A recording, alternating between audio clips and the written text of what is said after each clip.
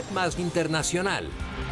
Muy buenas noches y bienvenidos. Es como siempre un placer saludarlos a esta hora con la información internacional. Andrés, muy buenas noches. Un día absolutamente frío, está lloviendo mucho, pero la información no se detiene con la lluvia. Por supuesto que no, además es el Día Mundial de la Poesía y este es un poema para presentar las noticias. Yo pensé que me traía un poema. ¿Se atreve? Deme un tiempito y lo vuelvo a ensayar para poderlo exclamar. Ya se comprometió, hacia el final del noticiero queremos un poema inspirado en mi ser. Algo tendremos. Bueno, ya nos volvemos a ver con usted, por lo pronto entramos en materia con la información y hablamos a esta hora del expresidente de Brasil, Michel Temer, quien fue detenido por su presunta participación en una trama de sobornos. Se trata del segundo exmandatario brasileño privado de su libertad en la operación conocida como Lava Jato. Este es el momento en el que fiscales y agentes de la Policía Federal de Brasil arrestan a Michel Temer en Sao Paulo. La detención del exmandatario fue ordenada por un juez de Río de Janeiro, quien también decretó el arresto del exministro Wellington Moreira Franco. A Temer lo acusan de ser el presunto jefe de una organización criminal que negociaba sobornos a cambio de contratos de obras en la nuclear Angra 3 en Río de Janeiro. La Fiscalía ya había solicitado en 2 ocasiones ante la Corte Suprema la apertura de juicios por corrupción, pero el Congreso se negó a autorizar los procedimientos, por lo que todas las causas en contra de Temer dependían de que perdiera su fuero privilegiado con el fin de su mandato. Algo que sucedió el 1 de enero de este año, cuando le entregó la banda presidencial al ultraderechista Jair Bolsonaro. Temer, quien fue vicepresidente desde 2011, asumió la jefatura de Estado en 2016, luego de que el Congreso destituyera a Dilma Rousseff por irregularidades en la presentación de las cuentas públicas. Con 78 años, quien integra el movimiento democrático brasileño, se convierte en el segundo expresidente en ser detenido por casos vinculados al Lava Jato. El primero fue Luis Inácio Lula da Silva, quien cumple 2 condenas de 12 años de prisión cada una por corrupción y lavado de dinero. Y noticia es hoy también el régimen de Nicolás Maduro, que volvió a desafiar a la oposición y a la comunidad internacional. Las autoridades chavistas mantienen detenido al abogado y jefe de despacho de Juan Guaidó, a Roberto Marrero. A las 3 de la madrugada, agentes del Servicio Bolivariano de Inteligencia Nacional SEBIN irrumpieron en la zona en donde vive Roberto Marrero. El jefe del despacho de Juan Guaidó advirtió en este audio sobre el operativo que realizaban los funcionarios chavistas. Hermanos, en este momento están en mi casa, en el SEBIN está aquí. Lamentablemente llegaron a mí. Siguen la lucha. No se detengan, cuiden al presidente. Y bueno, que sea lo que Dios quiera. Dios los bendiga, fuerza y fe. El pueblo venezolano no debe detenerse por esto. Con picas y martillos, los agentes del SEBIN tumbaron primero las puertas y paredes del diputado Sergio Vergara, vecino de Marrero. Como no lo encontraron allí, se desplazaron a la siguiente vivienda y fue ahí en donde se lo llevaron. Antes de irse, Roberto Marrero, que lo traían esposado, gritó: Sergio, me metieron 2 fusiles y una granada, en lo que es una clara siembra, como han hecho en otras oportunidades con decenas de venezolanos. Juan Guaidó, reconocido por más de medio centenar de países como presidente encargado de Venezuela, advirtió lo que pretende la dictadura de Nicolás Maduro con la detención de su jefe de despacho. Un secuestro vil, vulgar. ¿Qué busca qué? Por cierto, intimidarnos. Aquí estamos, plena luz del día. En horas de la tarde, el régimen ofreció su versión. La detención del ciudadano Roberto Eugenio Marrero Borja, de 49 años de edad, abogado, quien es el responsable directo de la organización de estos grupos criminales y a quien se le incautó un lote de armas de guerra y dinero efectivo en divisas extranjeras. El operativo realizado en una urbanización de Las Mercedes fue liderado por los fiscales Farik Mora Salcedo y Dinora Bustamante, ambos denunciados ayer por tener oficina dentro del DGCIM, desde donde operan para reprimir y perseguir. Horas antes de la detención de Marrero, el fiscal Tarek William Saab y el número 2 del chavismo, Diosdado Cabello, tuvieron un encuentro en el que advirtieron que iban a aplicar todo el peso de la ley a quienes promovieran crímenes de odio. Y en la más reciente entrega de su programa Con el Mazo Dando, Cabello también habló de quien es considerado como la mano derecha de Guaidó. Asimismo, los militantes de Voluntad Popular murmuran que ya no soportan a Marrero y sus aires de grandeza, quien no deja solo ni para ir al baño al títere hambriento Juan Guaidó. Según medios locales, Marrero fue llevado a la sede del Helicoide, un lugar en donde el régimen de Maduro encarcela a políticos opositores y ejecuta torturas a los internos. A nivel internacional, por supuesto, no tardaron en darse posturas de rechazo ante la detención del jefe de despacho de Juan Guaidó. Desde Estados Unidos hasta la Unión Europea no solo rechazan lo sucedido, sino que exigen cuanto antes su liberación. Estados Unidos pide la liberación inmediata de Roberto Marrero. No toleraremos el encarcelamiento o intimidación de Maduro del gobierno legítimo de Venezuela. Los involucrados serán responsabilizados. Así tuiteó Mike Pence, vicepresidente de los Estados Unidos, reflejando la postura de la Casa Blanca con la detención de Marrero. Por su parte, el enviado especial de Estados Unidos para Venezuela, Elliot Abrams, en una transmisión del Departamento de Estado dijo: Pero quiero nombrar también no solo el régimen de Maduro, sino dos individuos involucrados: juez Carol Padilla, fiscales Farid Mora Salcedo y Dinora Bustamante, y oficiales del SEBIN, Dani Contreras y Ángel Flores. Y habrá consecuencias para estos individuos.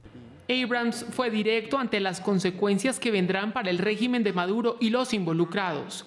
Nosotros conocemos ustedes, quienes son involucrados en esos actos criminales. Conocemos los nombres y los efectos van a ser para el régimen y también esos individuos. Horas antes, el mismo secretario de Estado estadounidense Mike Pompeo rechazó el hecho vía Twitter. Estados Unidos condena los allanamientos hechos por los servicios de seguridad de Nicolás Maduro y la detención de Roberto Marrero, jefe del despacho del presidente interino Juan Guaidó. A lo anterior se sumó el asesor de seguridad de la Casa Blanca, John Bolton, que advirtió que lo sucedido con Marrero es un paso en falso de Maduro. Maduro ha cometido otro gran error. El arresto ilegítimo de Roberto Marrero, asistente del presidente interino Juan Guaidó, no quedará sin respuesta. Debe ser puesto en libertad de inmediato y se debe garantizar su seguridad. Al unísono, la Unión Europea, en un comunicado a través de la vocera de la diplomacia de esa región, expresó: La Unión Europea insta a la puesta en libertad de Marrero de forma inmediata e incondicional y responsabiliza a las autoridades competentes de su seguridad e integridad. Argentina, Brasil, Canadá, Chile, Colombia, Costa Rica, Guatemala, Guyana, Honduras, Panamá, Paraguay y Perú, quienes conforman el Grupo de Lima, conjuntamente comunicaron: Hacemos responsable al régimen de Maduro de la seguridad e integridad personal de los señores Roberto Marrero y diputado Sergio Vergara. Exigimos el cese de hostigamiento a los demócratas venezolanos y de las prácticas sistemáticas de la detención arbitraria y de la tortura. En la voz de su portavoz, Farhan Haq, la Organización de las Naciones Unidas instó a todos los actores en Venezuela a tomar medidas rápidas para disminuir tensiones y que se abstengan de acciones que lleven a una escalada de la crisis en ese país. Y entre tanto, el número 2 del chavismo, Diosdado Cabello, desestimó el informe presentado por Michelle Bachelet ante la ONU sobre torturas y ejecuciones extrajudiciales allí en Venezuela. Así calificó Diosdado Cabello el informe presentado por la Alta Comisionada para los Derechos Humanos de Naciones Unidas en Ginebra, Suiza, en el que denunció más de 200 ejecuciones extrajudiciales cometidas en Venezuela desde 2017. Que mandó una comisión por ahí, hoy dio un informe más chimbo que nada. Leyó lo que le entregaron los escuálidos. Solo hizo eso, leer lo que le entregaron los escuálidos, o información tergiversada, pero no importa, eso lo sabíamos que iba a ocurrir. El número 2 del chavismo trató de relacionar a Bachelet con el fallecido dictador chileno Augusto Pinochet. Su país, 8 años con la constitución de un genocida como Pinochet, no podemos nosotros esperar que hable de derechos humanos con la verdad. Siempre, siempre estará de eso la mentira, el engaño detrás de eso, porque gobernar 8 años con la constitución de un dictador, hay que verle la cara, oye, hay que verle la cara. Lo cierto es que Michelle Bachelet y su familia fueron víctimas de la dictadura chilena. Su padre, Alberto, general de la Fuerza Aérea, fue encarcelado y murió en cautiverio. También fue detenida y torturada en 1975 junto con su madre, Ángela Geria. Las redes sociales definitivamente no perdonan nada. En las últimas horas se hicieron virales unas predicciones que hizo en 2012 el fallecido Hugo Chávez sobre lo que sería Venezuela en la actualidad.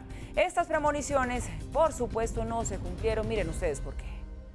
A Hugo Rafael le sonaba la idea de convertirse en brujo. Tendrán que reconocer que soy brujo porque me dio una CD y aquí estoy. Es lo que falta, que Chávez es brujo.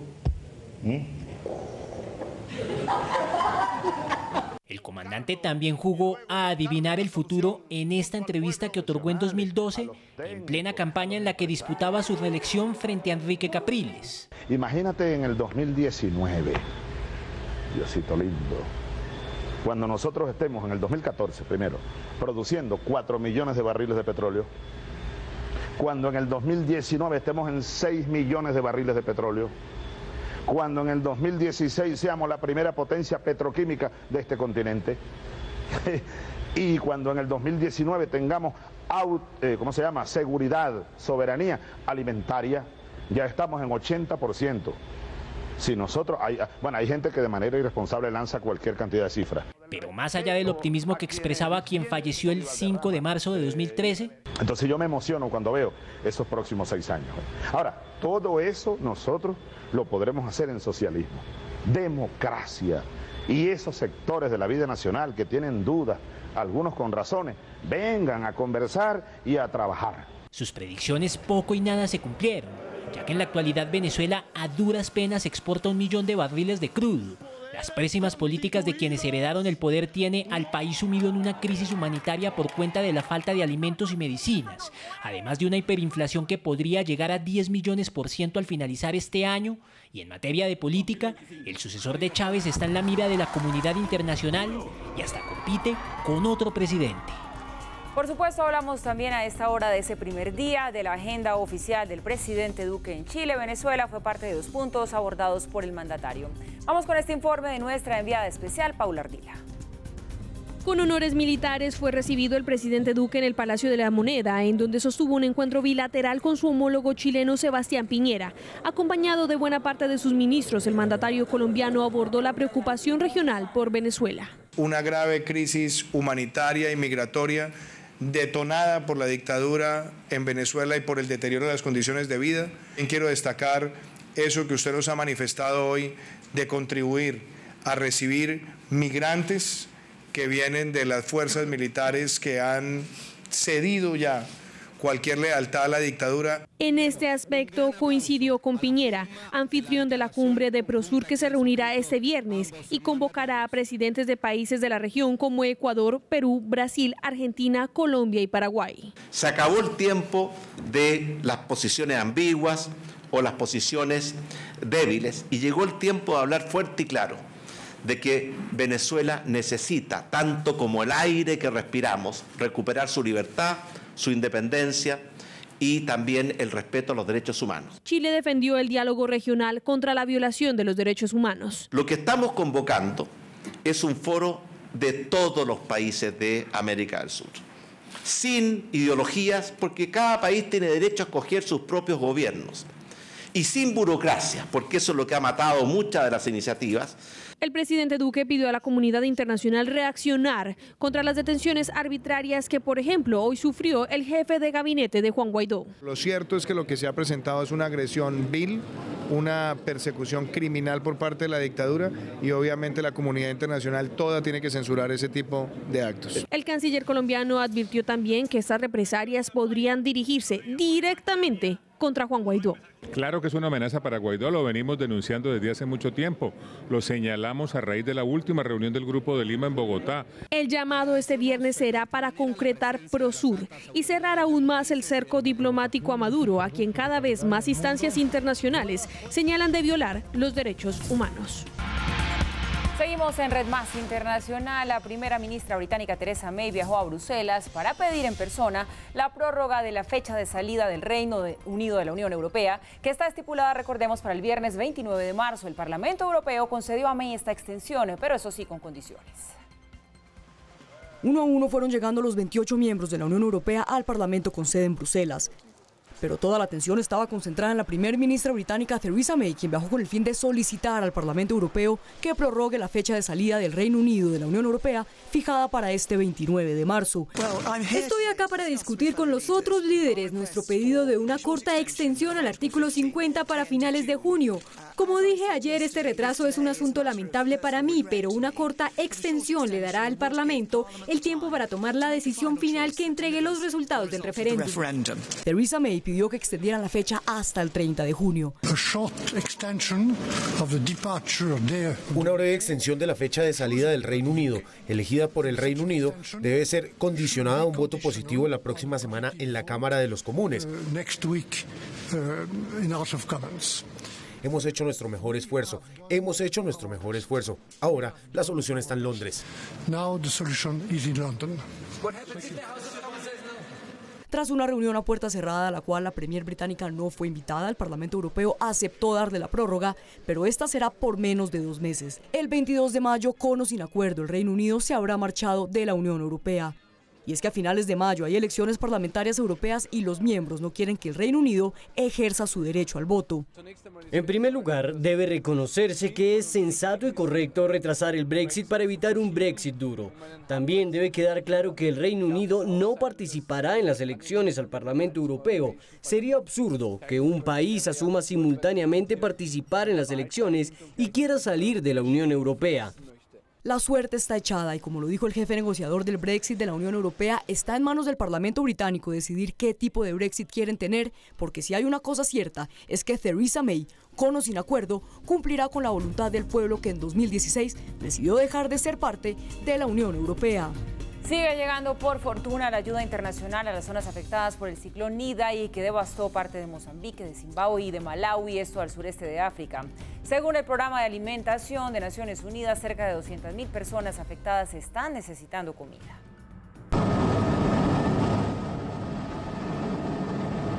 Sigue la búsqueda de las miles de personas desaparecidas tras el paso del ciclón tropical Idai en el sureste de África.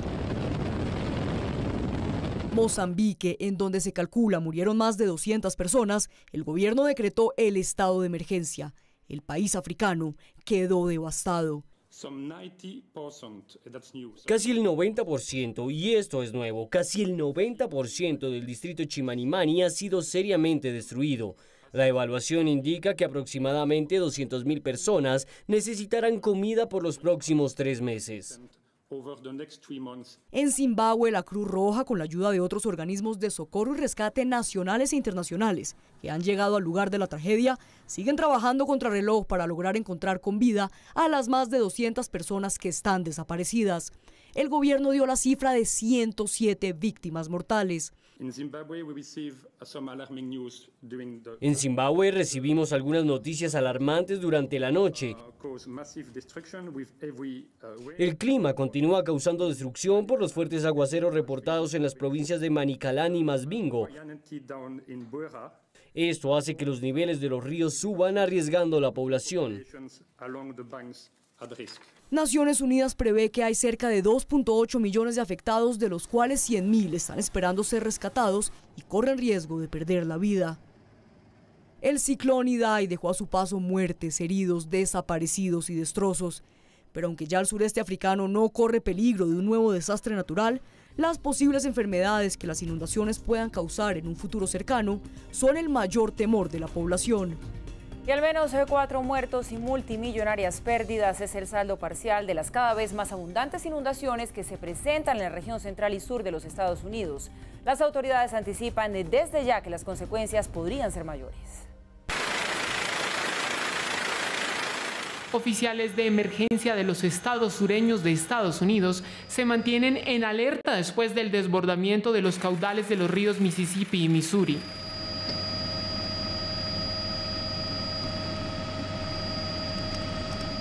Las inundaciones no solo han cobrado vidas, sino que arrasaron con todo a su paso, dejando al menos pérdidas estimadas en $1 billón, que van desde daños a hogares, negocios y cultivos echados a perder.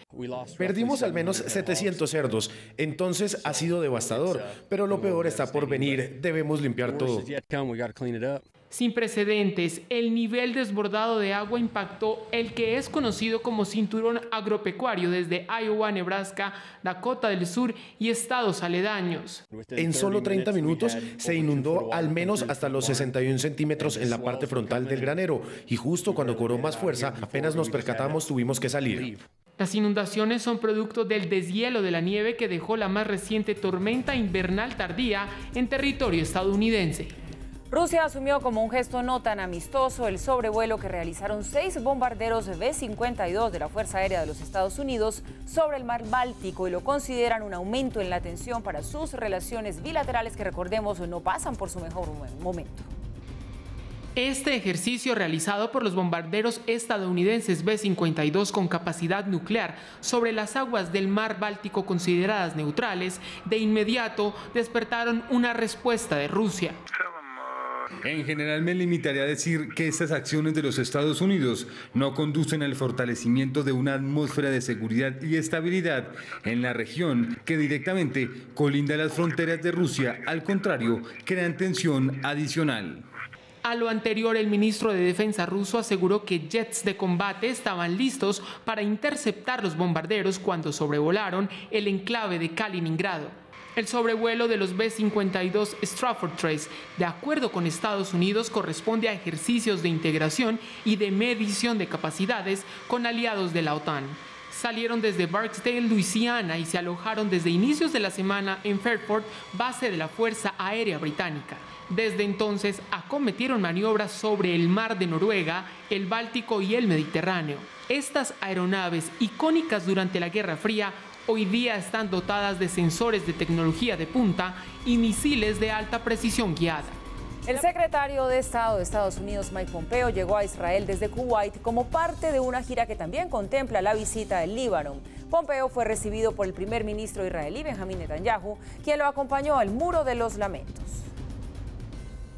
Acompañado por su esposa, Mike Pompeo, secretario de Estado de Estados Unidos, llegó a Israel, en donde fue recibido por el embajador de Estados Unidos en Israel, David Friedman. Una visita que una vez más demostró la excelente relación diplomática y de amistad entre el gobierno de Donald Trump y Benjamín Netanyahu. Usted y el presidente tienen una increíble relación de trabajo. Él me mandó para representar esta relación y representarlo a él. Israel tiene un espacio especial en mi corazón. Mi primer viaje como secretario de Estado incluyó una visita acá. Estoy orgulloso de estar de nuevo acá, no solo como diplomático, sino también como hombre de fe. Y siempre es inspirador cuando tengo la oportunidad de viajar a Israel. Pompeo se reunió con su embajador David Friedman en la nueva sede de la Embajada de Estados Unidos en Jerusalén, capital de Israel. Y rompiendo los protocolos, el secretario de Estado, acompañado de Netanyahu y el embajador Friedman, visitó el Muro de los Lamentos, lugar sagrado del judaísmo. La gira tiene como objetivo reforzar las relaciones y cooperación militar y de seguridad con miras a la amenaza que el régimen de Irán representa no solo para la región, sino para la comunidad internacional. Habló sobre Hamas, Hezbollah, Houthis, todas estas entidades que presentan un riesgo para la estabilidad del Medio Oriente y para Israel. Ellos están determinados a desaparecer este país de la faz de la tierra y tenemos la obligación moral y política de que esto no suceda. Quiero que sepa que Estados Unidos está preparado para hacerlo. Pompeo viajará al Líbano, en donde culminará su gira por Medio Oriente, y se espera que el primer ministro de Israel, Benjamín Netanyahu, viaje a Washington la próxima semana, en donde será recibido en la Casa Blanca por el presidente Donald Trump. Y a propósito de esta visita de Mike Pompeo a Israel, el presidente Donald Trump reconoció por medio de su cuenta de Twitter la soberanía de Israel sobre los altos del Golán. Después de 52 años es hora de que los Estados Unidos reconozcan plenamente la soberanía de Israel sobre los altos de Golán, que es de importancia estratégica y de seguridad crítica para el Estado de Israel y la estabilidad regional. Miren, estos sapos venenosos tienen en aprietos a los residentes del estado en Florida, en los Estados Unidos. Los bufos son sapos que alcanzan gran tamaño y comenzaron a proliferar en áreas concurridas de ese estado. Varios negocios dedicados al control de plagas no dan abasto para recoger tal cantidad de anfibios. La secreción de estos sapos es tóxica para perros, gatos y pequeños animales y producen alergias al contacto con la piel humana. Se cree que un lago aledaño es la fuente de la invasión, pero aún se desconoce el porqué. ¿Es un pájaro o es un avión? Al mejor estilo de Superman, residentes de Los Ángeles se preguntaban por una misteriosa luz en el cielo captada horas atrás. Ahí la tienen ustedes. El rastro lumínico fue visible en varias zonas y se tomó las redes sociales. Para muchos se trataba de un meteorito, de hecho varios se llevaron un gran susto, pero todo resultó ser uno de los voladores con trajes alados de la Fuerza Aérea de Red Bull. Con un paracaídas y una bengala, el hombre aterrizó sin contratiempo entre dos rascacielos. El Departamento de Policía de Los Ángeles confirmó vía Twitter que la imagen correspondía a la grabación de un anuncio, algo que es muy recurrente en esta ciudad.